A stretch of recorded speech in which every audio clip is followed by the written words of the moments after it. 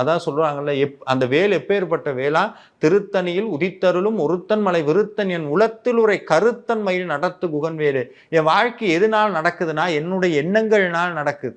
முழுக்க முழுக்க எண்ணத்தினாலதான் வாழ்க்கை நடக்குது. அந்த எண்ணத்தை முருகனா மாத்தணும், முருக பக்தியா மாத்தணும்னா வாழ்க்கை சிறக்கும். அதுக்கு ஆதாரமா இருக்கிறது வேல்.